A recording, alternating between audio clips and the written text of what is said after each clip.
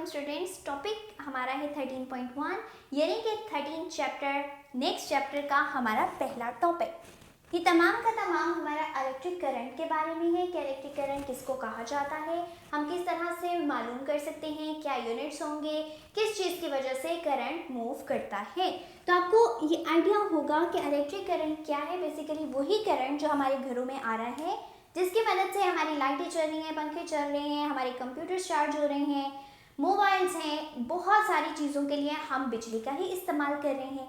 अब वो बिजली की सही वाली डेफिनेशन क्या है, वो करंट क्या है, कहाँ से आया, इसको आज हम डिस्कस करेंगे। तो पता चला कि जो करंट है वो चार्जेस की मोशन की वजह से प्रोड्यूस होता है। चार्जेस हमारे पास कौन से हैं? इलेक्ट्रॉन्स हैं, प्रोटॉन्स हैं, यानी कि नेगेटिव और पॉजिटिव चार्जेस। अगर ये मूव करना शुरू कर देते हैं, स्टैटिक नहीं रहते, जैसे ही मूवमेंट स्टार्ट करेंगे तो हमारा करंट जनरेट हो जाएगा।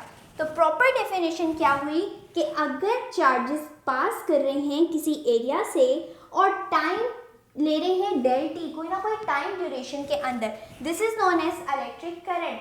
यानी कि करंट में चार्जेस के मूव करने के साथ साथ टाइम का भी अंदाज़ा लगाना बहुत ज़्यादा इंपॉर्टेंट है। तो किसी टाइम टी के अंदर रहते हुए जब चार्जेस मूव करते हैं, इसको कहा जाता है current.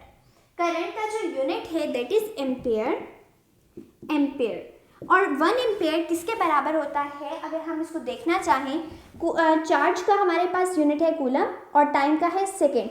So coulomb per second is equal to ampere. तो ये हमारे पास करंट का यूनिट आ जाता है। अगर हम इसको देखना चाहते हैं कि करंट किस तरह फ्लो कर रहा है, तो उसके लिए हमने एक डायग्राम को कंसीडर किया। लेट सपोज ये हमारे पॉजिटिव चार्जेस हैं, यानी कि आयंस मूव कर रहे हैं।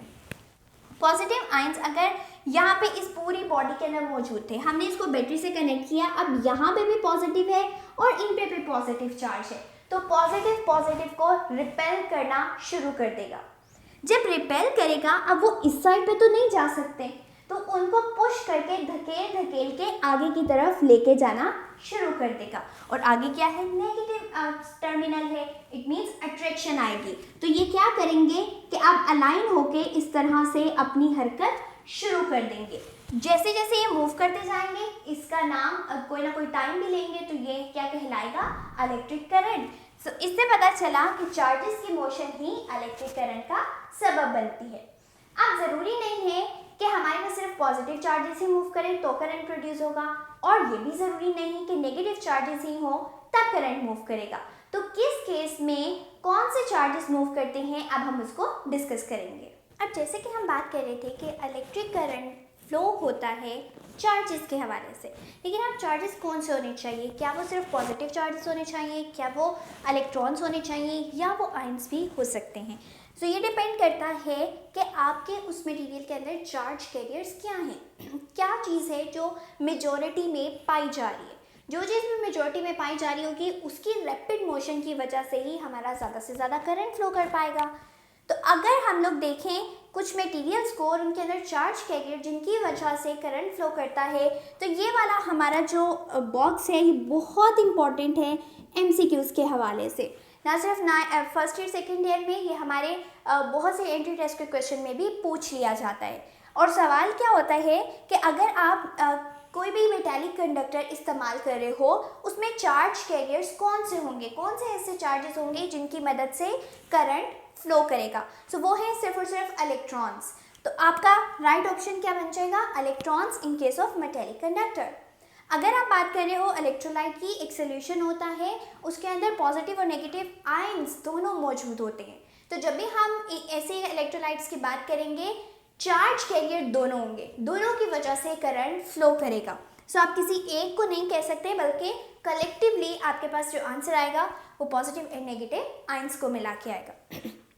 और अगर आप गैसेस को कंसीडर कर रहे हो, तो गैसेस में इलेक्ट्रॉन्स एंड आयंस जो हैं वो फ्लो करने की वजह से आपका करंट बन पाता है, प्रोड्यूस होता है और जनरेट भी हो सकता है।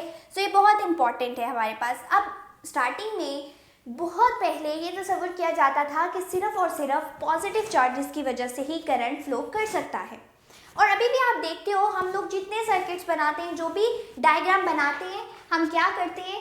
ये लेट सपोज हमने कोई कैपेसिटर बनाया या हम यहाँ पे रेजिस्टर रख लेते हैं, कुछ भी बनाएं, हम हमेशा ये पॉजिटिव और नेगेटिव की लाइन इस तरह बनाते हैं और डायरेक्शन बता देते हैं जी ये वाली, कि पॉजिटिव की वजह से ही इस पूरे सर्किट के अंदर करंट फ्लो कर रहा है।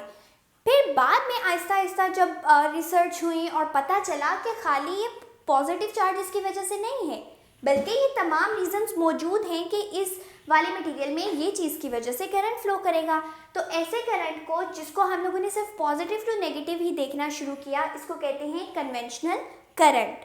ये हमारा इलेक्ट्रॉनिक करंट होता है, इसको हम इलेक्ट्रिक करंट कहते हैं, जो नेगेटिव चार्जेस की वजह से फ्लो करता है।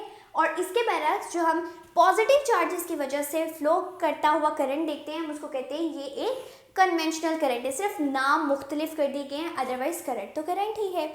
तो इसकी डेफिनेशन क्या होगी कि ये वो वाला करंट है जो हायर से लोअर पोटेंशियल की तरफ जाता है। हायर से लोअर में क्या चीज़ जा रही है? हायर पे है पॉजिटिव चार्जेस और लोअर पे क्या है? Negative charges. सो हायर से लोअर की तरफ जाने का मतलब है कि ये पॉजिटिव चार्जेस की वजह से ही जनरेट हो रहा है। तो कन्वेंशनल करंट की हमारे पास ये प्रॉपर डेफिनेशन आई कि current which passes from higher to lower potential as it is represented by only positive charges is known as conventional current. तो अब हमारे पास हर तरह का करंट मौजूद है। हम कन्वेंशनल भी इस्तेमाल करते हैं, हम इलेक्ट्रिक करंट भी इस्तेमाल करते हैं और ये स्पेसिफिकली इन्हीं मटेरियल्स में इस्तेमाल होते हैं।